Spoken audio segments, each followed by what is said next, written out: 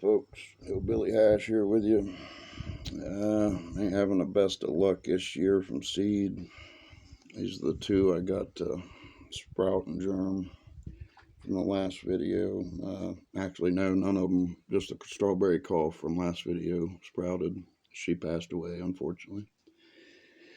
But we got Granddaddy Purple crossed with OG Kush and Red Line, and we're going to transplant them out of the red solo cup into a larger container. Remember, peace sign, tilt it up, squeeze around it, and should slide right out. Beautiful roots. Got your little divot made here in the dirt.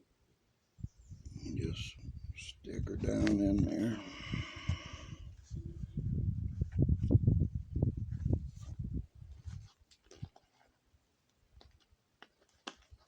And kind of press the dirt in a little around it. Don't want it to come out of the pot if it was to tip over from wind or something, but I don't put mine where they'll tip over. And we take our little labeled stick,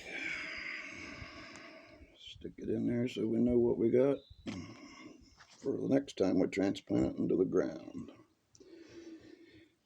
And that's how it's the next step after they germ and sprout. Get them to grow for a month or so and transplant them from a small container to a larger one. And then the next step will be taking them out of this, putting them directly in the ground. Keep that green thumb green, folks. Peace out.